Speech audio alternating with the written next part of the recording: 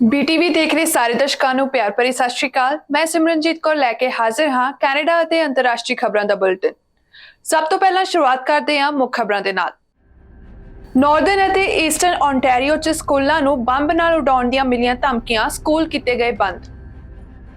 Canada 2026 ਵਿੱਚ ਨਵੇਂ permanent residents ਦੀ ਗਿਣਤੀ ਨੂੰ ਕਰੇਗਾ ਬਰਾਬਰ। ਇਜ਼ਰਾਈਲ ਨੇ ਜਬਾਲੀਆ ਸ਼ਰਨਾਰਥੀ ਕੈਂਪ ਤੇ ਹਮਲਾ ਕਰਨ ਦੀ ਕੀਤੀ ਪੁਸ਼ਟੀ। ਗਾਜ਼ਾ ਦੇ ਸਿਹਤ ਅਧਿਕਾਰੀ ਨੇ ਕਿਹਾ ਇਸ ਹਮਲੇ 'ਚ ਦਰਜਨਾਂ ਲੋਕ ਮਾਰੇ ਗਏ ਹਨ। US ਦੇ ਕਸਬੇ 'ਚ ਪਬਲਿਕ ਆਰਟ ਤੇ ਪਾਬੰਦੀ ਲਗਾਉਣ ਬਾਰੇ ਕੀਤਾ ਜਾ ਰਿਹਾ ਹੈ ਵਿਚਾਰ। ਹੁਣ ਖਬਰਾਂ ਵਿਸਥਾਰ ਨਾਲ। ਪੁਲਿਸ ਦਾ ਕਹਿਣਾ ਹੈ ਕਿ ਉੱਤਰੀ ਓਨਟਾਰੀਓ ਦੇ ਸਕੂਲਾਂ ਵਿਰੁੱਧ ਰਾਤੋਂ ਰਾਤ ਸ਼ੁਰੂ ਹੋਈਆਂ ਧਮਕੀਆਂ ਦੀ ਲੜੀ ਸੂਬੇ ਦੇ ਪੂਰਬੀ ਹਿੱਸੇ ਤੱਕ ਫੈਲ ਗਈ ਹੈ। ਓਨਟਾਰੀਓ ਪ੍ਰੋਵਿੰਸ਼ੀਅਲ ਪੁਲਿਸ ਨੇ ਲੰਘੇ ਬੁੱਧਵਾਰ ਦੁਪਹਿਰ ਨੂੰ ਇੱਕ ਅਪਡੇਟ ਕੀਤੀ ਖਬਰ ਵਿੱਚ ਕਿਹਾ ਕਿ ਉਹ ਉੱਤਰੀ ਅਤੇ ਪੂਰਬੀ ਓਨਟਾਰੀਓ ਦੇ ਹਿੱਸਿਆਂ ਵਿੱਚ ਕਈ ਬੰਬ ਧਮਕੀਆਂ ਦੀ ਜਾਂਚ ਕਰ ਰਹੇ ਹਨ। OPP ਨੇ ਕਿਹਾ ਕਿ ਧਮਕੀਆਂ ਨੇ ਕਈ ਸਕੂਲ ਬੋਰਡਾਂ ਤੇ ਹੋਰ ਸਹੂਲਤਾਂ ਦੇ ਅਧੀਨ ਕਈ ਸਕੂਲਾਂ ਨੂੰ ਨਿਸ਼ਾਨਾ ਬਣਾਇਆ ਤੇ ਭੁਗਤਾਨ ਦੀ ਮੰਗ ਕੀਤੀ।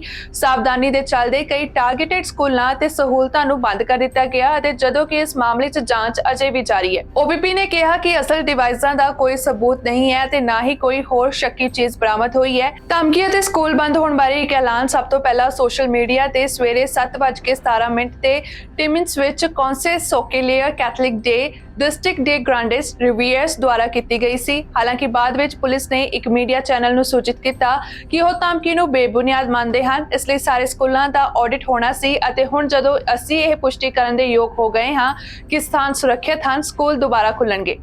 अधिकारी ने कहा कि विद्यार्थियों की सुरक्षा हमेशा साडी सब तो ਉੱਚੀ तरजीह रही है।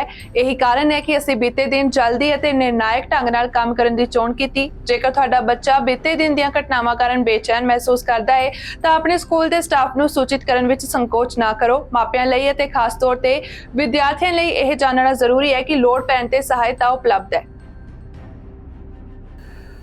ਪਾਰਲੀਮੈਂਟ ਵਿੱਚ ਪੇਸ਼ ਕੀਤੇ ਗਏ ਨਵੇਂ ਟੀਚੇ ਦਰਸਾਉਂਦੇ ਹਨ ਕਿ ਸਰਕਾਰ 2026 ਵਿੱਚ ਕੈਨੇਡਾ ਵਿੱਚ ਨਵੇਂ ਪਰਮਾਨੈਂਟ ਰੈਜ਼ੀਡੈਂਟਸ ਦੀ ਸੰਖਿਆ ਨੂੰ ਬਰਾਬਰ ਕਰਨ ਦੀ ਯੋਜਨਾ ਬਣਾ ਰਹੀ ਹੈ, ਜੋ ਸਾਲ ਦਰ ਸਾਲ ਰਿਕਾਰਡ ਤੋੜ ਰਹੇ ਇਮੀਗ੍ਰੇਸ਼ਨ ਦੇ ਅੰਤ ਦੀ ਭਵਿੱਖਬਾਣੀ ਕਰਦੀ ਹੈ।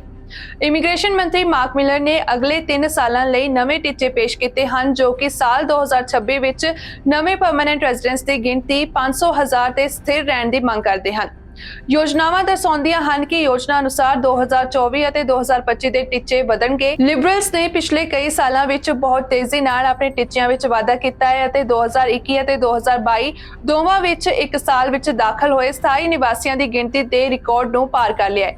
ਮੰਤਰੀ ਨੇ ਪਿਛਲੇ ਹਫ਼ਤੇ ਕਿਹਾ ਸੀ ਕਿ ਕੈਨੇਡਾ ਦੇ ਕੁੱਲ ਘਰੇਲੂ ਉਤਪਾਦ ਨੂੰ ਵਧਾਉਣ ਲਈ ਕੈਨੇਡਾ ਨੂੰ ਇਮੀਗ੍ਰੇਸ਼ਨ ਦੀ ਲੋੜ ਹੈ ਅਤੇ ਸਾਲਾਨਾ ਟੀਚਿਆਂ ਨੂੰ ਘਟਾਉਣ ਲਈ ਆਰਥਿਕ ਲਾਗਤ ਹੋਵੇਗੀ। ਸਰਕਾਰ ਦਾ ਕਹਿਣਾ ਹੈ ਕਿ ਸਾਲ 2026 ਵਿੱਚ ਲੈਵਲਿੰਗ ਬੰਦ ਹੋਣ ਨਾਲ ਨਵੇਂ ਸਥਾਈ ਨਿਵਾਸੀਆਂ ਨੂੰ ਲੇਬਰ ਮਾਰਕੀਟ ਵਿੱਚ ਵਾਧਾ ਕਰਦੇ ਹੋਏ ਸਫਲਤਾਪੂਰਵਕ ਏਕੀਕ੍ਰਿਤ ਕਰਨ ਦਾ ਸਮਾਂ ਮਿਲੇਗਾ। ਇਜ਼ਰਾਈਲ ਹਮਾਸ ਯੁੱਧ ਸ਼ੁਰੂ ਹੋਣ ਤੋਂ ਬਾਅਦ ਲੰਘੇ ਬੁੱਧਵਾਰ ਨੂੰ ਪਹਿਲੀ ਵਾਰ ਗਾਜ਼ਾ ਛੱਡਣ ਦੀ ਇਜਾਜ਼ਤ ਦਿੱਤੀ ਗਈ, ਜਿੱਥੇ 400 ਤੋਂ ਵੱਧ ਵਿਦੇਸ਼ੀ ਨਾਗਰਿਕਾਂ ਦੀ ਸੂਚੀ ਵਿੱਚ ਕੋਈ ਵੀ ਕੈਨੇਡੀਅਨ ਸ਼ਾਮਲ ਨਹੀਂ ਸੀ, ਜਿਸ ਨਾਲ ਇਹ ਸਵਾਲ ਉਠਾਏ ਗਏ ਸਨ ਕਿ ਘੇਰੇ ਹੋਏ ਫਲਸਤੀਨੀ ਐਨਕਲੇਵ ਵਿੱਚ ਫਸੇ ਨਾਗਰਿਕਾਂ ਦੀ ਮਦਦ ਲਈ ਕੈਨੇਡਾ ਕੀ ਕਰ ਰਿਹਾ ਹੈ।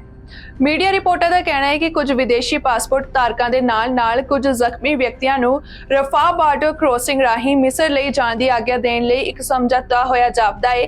ਗਾਜ਼ਾ ਵਿੱਚ ਬਾਰਡਰ ਕ੍ਰੋਸਿੰਗ ਲਈ ਜਨਰਲ ਅਥਾਰਟੀ ਦੁਆਰਾ ਪ੍ਰਕਾਸ਼ਿਤ ਇੱਕ ਸੂਚੀ ਵਿੱਚ Australia, Austria, Bulgaria, check republic, Finland, Japan ਅਤੇ ਜਾਰਡਨ ਦੇ ਨਾਗਰਿਕ ਸ਼ਾਮਲ ਹਨ, ਪਰ ਕੈਨੇਡਾ ਦੇ ਨਹੀਂ। ਇਹਨਾਂ ਗੱਲਾਂ ਨੂੰ ਲੈ ਕੇ ਪ੍ਰਧਾਨ ਮੰਤਰੀ ਜਸਟਿਨ ਟਰੂਡੋ ਨੇ ਓਟਵਾ ਵਿੱਚ ਆਪਣਾ ਬਿਆਨ ਦਿੰਦੇ ਹੋਏ ਕਿਹਾ ਕਿ ਸਰਕਾਰ ਆਪਣੇ ਨਾਗਰਿਕਾਂ ਨੂੰ ਗਾਜ਼ਾ ਤੋਂ ਬਾਹਰ ਜਾਣ ਦੀ ਆਗਿਆ ਦੇਣ ਲਈ ਕਹਿ ਰਹੀ ਹੈ। ਇਸ ਦੌਰਾਨ ਪ੍ਰਧਾਨ ਮੰਤਰੀ ਜਸਟਿਨ ਟਰੂਡੋ ਨੇ ਇਹ ਵੀ ਕਿਹਾ ਕਿ ਬੇਸ਼ੱਕ ਅਸੀਂ ਹਮਾਸ ਦੇ ਘਿਨੌਣੇ ਅੱਤਵਾਦ ਦੀ ਨਿੰਦਿਆ ਕਰਨਾ ਜਾਰੀ ਰੱਖਦੇ ਹਾਂ ਅਤੇ ਇਜ਼ਰਾਈਲ ਨੂੰ ਆਪਣੀ ਰੱਖਿਆ ਕਰਨ ਦਾ ਅਧਿਕਾਰ ਹੈ, ਪਰ ਨਿਆਂ ਦੀ ਕੀਮਤ ਸਾਰੇ ਫਲਸਤੀਨੀ ਨਾਗਰਿਕਾਂ ਦੇ ਨਿਰੰਤਰ ਦੁੱਖ ਨਹੀਂ ਹੋ ਸਕਦੀ। ਉਹਨਾਂ ਨੇ ਕਿਹਾ ਕਿ ਅਸੀਂ ਬੰਦਕਾਂ ਦੀ ਰਿਹਾਈ ਲਈ ਕੈਨੇਡੀਅਨਸ ਅਤੇ ਉਹਨਾਂ ਦੇ ਪਰਿਵਾਰਾਂ ਨੂੰ ਰਫਾਹ ਕ੍ਰੋਸਿੰਗ ਰਾਹੀਂ ਗਾਜ਼ਾ ਤੋਂ ਬਾਹਰ ਲਿਆਉਣ ਲਈ ਸਹਾਇਤਾ ਲਈ ਗੱਲ ਕਰ ਰਹੇ ਹਾਂ।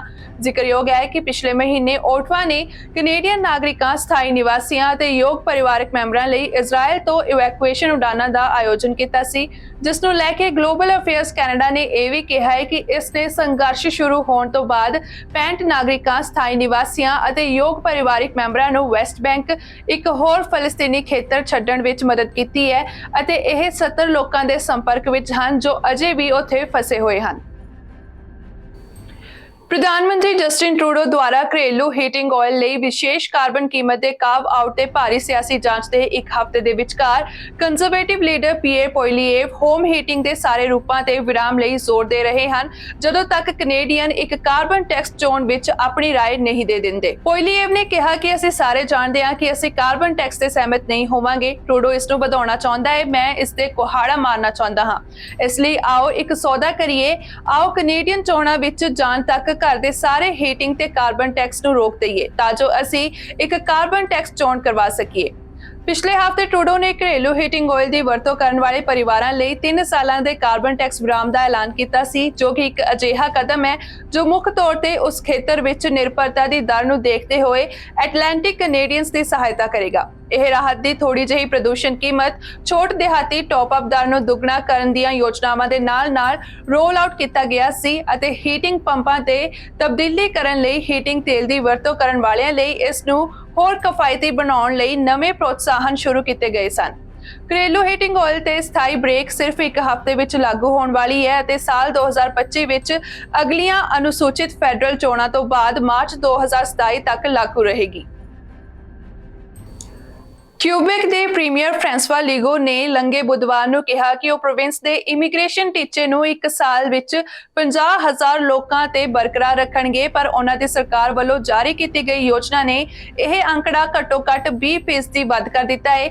ਕਿਊਬੈਕ ਸਿਟੀ ਵਿੱਚ ਪੱਤਰਕਾਰਾਂ ਨਾਲ ਗੱਲ ਕਰਦੇ ਹੋਏ ਲੀਗੋ ਨੇ ਕਿਹਾ ਕਿ ਉਹ ਨਵੇਂ ਆਉਣ ਵਾਲੇ ਇਮੀਗ੍ਰੈਂਟਸ ਤੇ ਸਾਲਾਨਾ ਕੈਪ ਨਹੀਂ ਵਧਾਉਣਾ ਚਾਹੁੰਦੇ ਹਨ ਕਿਉਂਕਿ ਅਜਿਹਾ ਕਰਨ ਨਾਲ ਸੂਬੇ ਵਿੱਚ ਫ੍ਰੈਂਚ ਭਾਸ਼ਾ ਨੂੰ ਖਤਰਾ ਹੋਵੇਗਾ। ਹਾਲਾਂਕਿ ਵਿਧਾਨ ਸਭਾ ਵਿੱਚ ਲੰਘੇ ਬੁੱਧਵਾਰ ਨੂੰ ਪੇਸ਼ ਕੀਤੀ ਗਈ 2024 ਇਮੀਗ੍ਰੇਸ਼ਨ ਯੋਜਨਾ ਦਰਸਾਉਂਦੀ ਹੈ ਕਿ ਪ੍ਰੋਵਿੰਸ ਲੀਗੋ ਦੇ ਦੱਸੇ ਗਏ ਟੀਚੇ ਨਾਲੋਂ 60,000 ਤੋਂ ਵੱਧ ਪ੍ਰਤੀ ਸਾਲ 12,000 ਹੋਰ ਪ੍ਰਵਾਸੀਆਂ ਨੂੰ ਸਵੀਕਾਰ ਕਰਨ ਦੀ ਯੋਜਨਾ ਬਣਾ ਰਿਹਾ ਹੈ। ਦਸਤਾਵੇਜ਼ ਵਿੱਚ ਕਿਹਾ ਗਿਆ ਹੈ ਕਿ ਕਿਊਬੈਕ ਲਗਭਗ 50,000 ਲੋਕਾਂ, ਹੁਨਰਮੰਦ ਕਾਮੇ, ਸ਼ਰਨਾਰਥੀ ਅਤੇ ਪਹਿਲਾਂ ਹੀ ਪ੍ਰੋਵਿੰਸ ਵਿੱਚ ਪਰਿਵਾਰ ਨਾਲ ਮੁੜ ਜੁੜੇ ਹੋਏ ਲੋਕਾਂ ਦੇ ਨਿਯਮਿਤ ਦਾਖਲਾ ਪ੍ਰੋਗਰਾਮਾਂ ਦੁਆਰਾ ਸਵਾਗਤ ਕਰੇਗਾ, ਪਰ ਇਹ ਫ੍ਰੈਂਚ ਭਾਸ਼ਾ ਦੇ ਯੂਨੀਵਰਸਿਟੀ ਪ੍ਰੋਗਰਾਮਾਂ ਤੋਂ ਹੋਰ ਅੰਦਾਜ਼ਨ 6,500 ਗ੍ਰੈਜੂਏਟਾਂ ਅਤੇ ਲਗਭਗ 6,000 ਨੂੰ ਵੀ ਸਵੀਕਾਰ ਕਰੇਗਾ, ਜਿਸ ਵਿੱਚ ਉਹ ਲੋਕ ਸ਼ਾਮਲ ਹਨ ਜਿਨ੍ਹਾਂ ਨੇ ਨਿਵੇਸ਼ਕਾਂ, ਉਦਮੀਆਂ ਅਤੇ ਸਵੈ ਰੋਜ਼ਗਾਰ ਵਾਲੇ ਕਾਮਿਆਂ ਲਈ ਇੱਕ ਸਟ੍ਰੀਮ ਰਾਹੀਂ ਅਰਜ਼ੀ ਦਿੱਤੀ ਸੀ। ਲੀਗੋ ਨੇ ਇਮੀਗ੍ਰੇਸ਼ਨ ਮੁੱਦਿਆਂ ਦੇ ਆਲੇ-ਦੁਆਲੇ ਧਿਆਨ ਨਾਲ ਨਜ਼ਰ ਘੁਮਾਈ ਹੈ। ਜਨਤਕ ਤੌਰ ਤੇ ਇਹ ਦੱਸਦੇ ਹੋਏ ਉਹਨਾਂ ਨੇ ਕਿਹਾ ਕਿ ਉਸਦੀ ਤਰਜੀਹ ਫ੍ਰੈਂਚ ਭਾਸ਼ਾ ਦੀ ਰੱਖਿਆ ਕਰਨਾ ਹੈ, ਜਿਸ ਨੂੰ ਉਸਨੇ ਕਿਹਾ ਹੈ ਕਿ ਗੈਰ ਫ੍ਰੈਂਕੋਫੋਨ ਪ੍ਰਵਾਸੀਆਂ ਦੁਆਰਾ ਖਤਰਾ ਹੈ, ਜਦੋਂ ਕਿ ਮਜ਼ਦੂਰਾਂ ਦੀ ਘਾਟ ਨੂੰ ਪੂਰਾ ਕਰਨ ਲਈ ਭੁੱਖੇ ਕਾਰੋਬਾਰੀ ਖੇਤਰ ਨੂੰ ਖੁਸ਼ ਕਰਨ ਦੀ ਕੋਸ਼ਿਸ਼ ਵੀ ਕੀਤੀ ਗਈ ਹੈ। ਸਸਕੈਚੁਅਨ ਵਿੱਚ ਕੈਨੋਰਾ ਜੂਨੀਅਰ ਐਲੀਮੈਂਟਰੀ ਸਕੂਲ ਦੇ ਵਿਦਿਆਰਥੀਆਂ ਨੇ ਇਸ ਸਾਲ ਹੈਲੋਵੀਨ ਤੇ ਡਰਾਉਣੇ ਪਹਿਰਾਵੇ ਨਹੀਂ ਪਾਏ, ਸਗੋਂ 31 ਅਕਤੂਬਰ ਨੂੰ ਹਾਰਵੈਸਟ ਸੀਜ਼ਨ ਦਾ ਜਸ਼ਨ ਮਨਾਇਆ ਗਿਆ, ਜਿਸ ਤੋਂ ਬਾਅਦ ਸਕੂਲ ਦੇ ਇਸ ਫੈਸਲੇ ਨੂੰ ਲੈ ਕੇ ਲੋਕਾਂ ਵੱਲੋਂ ਰਲਵੀਂ ਮਿਲਵੀਂ ਪ੍ਰਤੀਕਿਰਿਆਵਾਂ ਮਿਲ ਰਹੀਆਂ ਹਨ। ਦਰਅਸਲ ਸਸਕੈਚੁਅਨ ਦੇ ਯੋਕਟਨ ਸ਼ਹਿਰ ਦੇ ਇੱਕ ਸਕੂਲ ਵਿੱਚ ਹੈਲੋਵੀਨ ਤੋਂ ਲਗਭਗ ਇੱਕ ਹਫ਼ਤਾ ਪਹਿਲਾਂ ਪਰਿਵਾਰਾਂ ਨੂੰ ਇਸ ਤਬਦੀਲੀ ਬਾਰੇ ਸੂਚਿਤ ਕੀਤਾ ਗਿਆ ਸੀ, ਜਿਸ ਵਿੱਚ ਹੈਲੋਵੀਨ ਦੀ ਜਗ੍ਹਾ ਹਾਰਵੈਸਟ ਸੈਲੀਬ੍ਰੇਸ਼ਨ ਮਨਾਉਣ ਦੀ ਗੱਲ ਕੀਤੀ ਗਈ, ਜਿਸ ਵਿੱਚ ਵੱਖ-ਵੱਖ ਵਿਦਿਅਕ ਗਤੀਵਿਧੀਆਂ ਸ਼ਾਮਲ ਸਨ ਅਤੇ ਇਸ ਦੌਰਾਨ ਇੱਕ ਸੰਮਿਲਿਤ ਅਤੇ ਦਿਲਚਸਪ ਪਰਿਵਾਰਕ ਸਮਾਗਮ ਨੂੰ ਉਤਸ਼ਾਹਿਤ ਕੀਤਾ ਗਿਆ ਸੀ। ਵਿਦਿਆਰਥੀਆਂ ਨੂੰ ਪੱਛੜ ਵਾਲੇ ਰੰਗਾਂ ਦੇ ਕੱਪੜੇ ਪਾਉਣ ਲਈ ਜਾਂ ਕਿਸਾਨਾਂ ਦੇ ਰੂਪ ਵਿੱਚ ਤਿਆਰ ਹੋ ਕੇ ਆਉਣ ਲਈ ਉਤਸ਼ਾਹਿਤ ਕੀਤਾ ਗਿਆ ਸੀ। ਸਕੂਲ ਦੇ ਇਸ ਫੈਸਲੇ ਬਾਰੇ ਸਿੱਖਿਆ ਦੇ ਨਿਰਦੇਸ਼ਕ ਅਤੇ ਗੁੱਡ ਸਪਿਰਿਟ ਸਕੂਲ ਡਿਵੀਜ਼ਨ ਦੇ CEO ਕੁਇੰਟਨ ਰੌਬਰਟਸਨ ਨੇ ਕਿਹਾ ਕਿ ਪਿਛਲੇ ਕੁਝ ਸਾਲਾਂ ਵਿੱਚ ਉਹਨਾਂ ਨੇ ਦੇਖਿਆ ਹੈ ਕਿ ਸਥਾਨਕ ਪੱਧਰ ਤੇ ਹੈਲੋਵੀਨ ਵਿੱਚ ਬਹੁਤ ਘੱਟ ਵਿਦਿਆਰਥੀ ਭਾਗ ਲੈ ਰਹੇ ਹਨ। ਵਧੇਰੇ ਸੰਮਿਲਿਤ ਹੋਣ ਦੇ ਨਾਲ-ਨਾਲ ਇਸ ਸਮਾਗਮ ਦਾ ਉਦੇਸ਼ ਵਿਦਿਆਰਥੀਆਂ ਨੂੰ ਉਹਨਾਂ ਕੰਮਾਂ ਬਾਰੇ ਸਿੱਖਣ ਦਾ ਮੌਕਾ ਪ੍ਰਦਾਨ ਕਰਨਾ ਵੀ ਸੀ ਜੋ ਸਾਰਾ ਸਾਲ ਵਾਢੀ ਅਤੇ ਖੇਤੀ ਵਿੱਚ ਜਾਂਦਾ ਹੈ। ਲੰਘੇ ਮੰਗਲਵਾਰ ਨੂੰ ਇਜ਼ਰਾਈਲ ਨੇ ਜਬਾਲੀਆ ਸ਼ਰਨਾਰਥੀ ਕੈਂਪ ਤੇ ਹਮਲਾ ਕੀਤਾ, ਜਿਸ ਦੀ ਪੁਸ਼ਟੀ ਇਜ਼ਰਾਈਲ ਨੇ ਆਪ ਕੀਤੀ ਹੈ ਅਤੇ ਇਸ ਹਮਲੇ 'ਚ ਦਰਜਨਾਂ ਲੋਕ ਮਾਰੇ ਗਏ ਹਨ। ਬਚਾਅ ਕਰਮੀਆਂ ਨੇ ਖੇਤਰ ਤੇ ਇਜ਼ਰਾਈਲੀ ਹਵਾਈ ਹਮਲੇ ਤੋਂ ਬਾਅਦ ਲੰਘੇ ਮੰਗਲਵਾਰ ਨੂੰ ਉੱਤਰੀ ਗਾਜ਼ਾ ਦੇ ਜਬਾਲੀਆ ਸ਼ਰਨਾਰਥੀ ਕੈਂਪ ਵਿੱਚ ਇੱਕ ਇਮਾਰਤ ਦੇ ਮਲਬੇ ਵਿੱਚ ਬਚੇ ਲੋਕਾਂ ਦੀ ਭਾਲ ਕੀਤੀ। ਗਾਜ਼ਾ ਦੇ ਇੰਡੋਨੇਸ਼ੀਆਈ ਹਸਪਤਾਲ, ਜੋ ਕਿ ਜਬਾਲੀਆ ਦੇ ਨੇੜੇ ਸਥਿਤ ਹੈ, ਦੇ ਨਿਰਦੇਸ਼ਕ ਨੇ ਅਲ ਜਜ਼ੀਰਾ ਨੂੰ ਦੱਸਿਆ ਕਿ ਹਵਾਈ ਹਮਲਿਆਂ ਵਿੱਚ 50 ਤੋਂ ਵੱਧ ਫਲਸਤੀਨੀ ਮਾਰੇ ਗਏ ਅਤੇ 150 ਜ਼ਖਮੀ ਹੋ ਗਏ। ਹਮਾਸ ਦੇ ਇੱਕ ਬਿਆਨ ਵਿੱਚ ਕਿਹਾ ਗਿਆ ਕਿ ਜਬਾਲੀਆ ਵਿੱਚ 400 ਮਰੇ ਅਤੇ ਜ਼ਖਮੀ ਹੋਏ ਹਨ, ਜੋ ਕਿ ਹਮਾਸ ਦੇ ਅੱਤਵਾਦੀਆਂ ਅਤੇ ਇਜ਼ਰਾਈਲੀ ਫੌਜਾਂ ਅਤੇ ਟੈਂਕਾਂ ਵਿਚਕਾਰ ਲੜਾਈ ਦੇ ਮੁੱਖ ਉੱਤਰੀ ਜ਼ਮੀਨੀ ਖੇਤਰ ਦੇ ਅੰਦਰ ਗਾਜ਼ਾ ਸ਼ਹਿਰ ਦੇ ਬਾਹਰੀ ਹਿੱਸੇ ਵਿੱਚ ਸਥਿਤ ਹੈ। ਜਬਾਲੀਆ 1948 ਤੋਂ ਪਹਿਲਾਂ ਦੇ ਇਜ਼ਰਾਈਲ ਨਾਲ ਜੰਗਾਂ ਤੋਂ ਬਾਅਦ ਸ਼ਰਨਾਰਥੀਆਂ ਦੇ ਪਰਿਵਾਰਾਂ ਨੂੰ ਰੱਖਦਾ ਆ ਰਿਹਾ ਹੈ। ਇਸ ਦੌਰਾਨ ਇਜ਼ਰਾਈਲ ਡਿਫੈਂਸ ਫੋਰਸਿਸ ਦੇ ਬੁਲਾਰੇ ਨੇ CBC ਨਿਊਜ਼ ਤੇ ਪੁਸ਼ਟੀ ਕੀਤੀ ਕਿ ਇਜ਼ਰਾਈਲ ਨੇ ਕੈਂਪ ਤੇ ਹਮਲਾ ਕੀਤਾ ਸੀ। ਲੈਫਟੀਨੈਂਟ ਕਰਨਲ ਜੋਨਾਥਨ ਕੌਨਰਿਕਸ ਨੇ ਕਿਹਾ ਕਿ ਇਸ ਹਮਲੇ 'ਚ ਹਮਾਸ ਦੇ ਇੱਕ ਸੀਨੀਅਰ ਆਗੂ ਨੂੰ ਨਿਸ਼ਾਨਾ ਬਣਾਇਆ ਗਿਆ ਅਤੇ ਮਾਰਿਆ ਗਿਆ ਅਤੇ ਉਸਨੇ ਦਾਅਵਾ ਕੀਤਾ ਕਿ ਇਹ ਹਮਲਾ ਉੱਤਰੀ ਗਾਜ਼ਾ ਵਿੱਚ ਗੁਆਂਢ ਦੇ ਹੇਠਾਂ ਇੱਕ ਭੂਮੀਗਤ ਆਧਾਰ ਤੇ ਸੀ। ਕੌਨਰਿਕਸ ਨੇ ਉੱਤਰੀ ਗਾਜ਼ਾ ਦੇ ਨਾਗਰਿਕਾਂ ਨੂੰ ਦੱਖਣ ਵੱਲ ਜਾਣ ਲਈ ਇਜ਼ਰਾਈਲ ਦੇ ਸੱਦੇ ਦਾ ਹਵਾਲਾ ਦਿੰਦੇ ਹੋਏ ਕਿਹਾ ਕਿ 2 ਹਫ਼ਤੇ ਪਹਿਲਾਂ ਅਸੀਂ ਲੋਕਾਂ ਨੂੰ ਥਾਂ ਖਾਲੀ ਕਰਨ ਲਈ ਚੇਤਾਵਨੀ ਦਿੱਤੀ ਸੀ, ਕਿਉਂਕਿ ਅਸੀਂ ਕਿਹਾ ਸੀ ਕਿ ਇਹ ਮਹੱਤਵਪੂਰਨ ਫੌਜੀ ਕਾਰਵਾਈਆਂ ਲਈ ਇੱਕ ਕੇਂਦਰ ਬਿੰਦੂ ਬਣਨ ਜਾ ਰਿਹਾ ਹੈ। ਇਸ ਦੌਰਾਨ ਸੰਯੁਕਤ ਰਾਸ਼ਟਰ ਨੇ ਕਿਹਾ ਕਿ ਗਾਜ਼ਾ ਵਿੱਚ 1 ਮਿਲੀਅਨ ਤੋਂ ਵੱਧ ਲੋਕ ਬੇਘਰ ਹੋ ਗਏ ਹਨ। ਉਹਨਾਂ ਨੇ ਕਿਹਾ ਕਿ ਇੱਕ ਇਲਾਕਾ ਜਿਸ ਨੂੰ ਇਜ਼ਰਾਈਲ ਨੇ ਮਿਸਰ ਦੀ ਮਦਦ ਨਾਲ ਸਾਲ 2005 ਤੋਂ ਨਾਕਾਬੰਦੀ ਕੀਤੀ ਹੋਈ ਹੈ, ਪਰ ਉੱਤਰ ਵਿੱਚ ਬਹੁਤ ਸਾਰੇ ਲੋਕਾਂ ਨੇ ਕੁਝ ਹੱਦ ਤੱਕ ਭੱਜਣ ਦਾ ਵਿਰੋਧ ਕੀਤਾ ਹੈ, ਕਿਉਂਕਿ ਇਜ਼ਰਾਈਲ ਨੇ ਦੱਖਣ ਵਿੱਚ ਵੀ ਨਿਸ਼ਾਨੇ ਤੇ ਬੰਬਾਰੀ ਕੀਤੀ ਹੈ। CBC ਦੀ ਰਿਪੋਰਟ ਮੁਤਾਬਕ ਫਲਸਤੀਨ ਟੈਲੀਕਮਿਊਨੀਕੇਸ਼ਨ ਕੰਪਨੀ ਜਾਂ ਪੈਲਟੇਲ ਨੇ ਲੰਘੇ ਬੁੱਧਵਾਰ ਤੜਕੇ ਮੈਸੇਜਿੰਗ ਪਲੇਟਫਾਰਮ X ਤੇ ਇੱਕ ਪੋਸਟ ਵਿੱਚ ਕਿਹਾ ਕਿ ਅੰਤਰਰਾਸ਼ਟਰੀ ਪਹੁੰਚ ਨੂੰ ਦੁਬਾਰਾ ਡਿਸਕਨੈਕਟ ਕੀਤੇ ਜਾਣ ਕਾਰਨ ਗਾਜ਼ਾ ਵਿੱਚ ਸੰਚਾਰ ਅਤੇ ਇੰਟਰਨੈਟ ਸੇਵਾਵਾਂ ਪੂਰੀ ਤਰ੍ਹਾਂ ਕੱਟ ਦਿੱਤੀਆਂ ਗਈਆਂ ਹਨ। ਯੂਕਰੇਨ ਦੇ ਕਮਾਂਡਰ ਇਨ ਚੀਫ ਨੇ ਲੰਘੇ ਬੁੱਧਵਾਰ ਨੂੰ ਕਿਹਾ ਕਿ ਰੂਸ ਨਾਲ ਜੰਗ ਸਥਿਰ ਅਤੇ ਅਟੁੱਟ ਲੜਾਈ ਦੇ ਇੱਕ ਨਵੇਂ ਪੜਾਅ ਵੱਲ ਵਧ ਰਹੀ ਹੈ। ਅਜਿਹਾ ਇੱਕ ਪੜਾਅ ਜਿਸ ਦੀ ਉਸਨੇ ਚੇਤਾਵਨੀ ਦਿੱਤੀ ਸੀ, ਜੋ ਮਾਸਕੋ ਨੂੰ ਲਾਭ ਪਹੁੰਚਾ ਸਕਦਾ ਹੈ ਅਤੇ ਇਸ ਨੂੰ ਆਪਣੀ ਫੌਜੀ ਸ਼ਕਤੀ ਨੂੰ ਦੁਬਾਰਾ ਬਣਾਉਣ ਦੀ ਆਗਿਆ ਦੇ ਸਕਦਾ ਹੈ।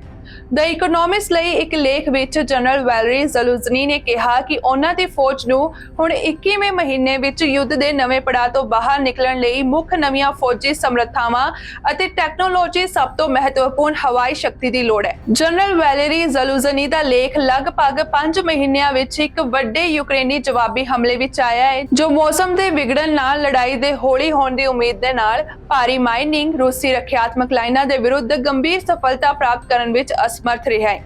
ਰੂਸੀ ਸੈਨਿਕਾਂ ਨੇ ਹੁਣ ਪੂਰਬ ਦੇ ਕੁਝ ਹਿੱਸਿਆਂ ਵਿੱਚ ਹਮਲਾ ਕਰ ਦਿੱਤਾ ਹੈ ਅਤੇ ਕੀਵ ਨੂੰ ਡਰ ਹੈ ਕਿ ਮਾਸਕੋ ਪਾਵਰ ਗ੍ਰਿਡ ਨੂੰ ਅਪਾਹਜ ਕਰਨ ਲਈ ਹਵਾਈ ਹਮਲੇ ਦੀ ਇੱਕ ਮੁਹਿੰਮ ਨੂੰ ਜਾਰੀ ਕਰਨ ਦੀ ਯੋਜਨਾ ਬਣਾ ਰਿਹਾ ਹੈ, ਜਿਸ ਨਾਲ ਲੱਖਾਂ ਲੋਕ ਜਦੋਂ ਸਰਦੀਆਂ ਵੱਧ ਹੋਣਗੀਆਂ ਉਦੋਂ ਹਨੇਰੇ ਵਿੱਚ ਡੁੱਬ ਜਾਣਗੇ।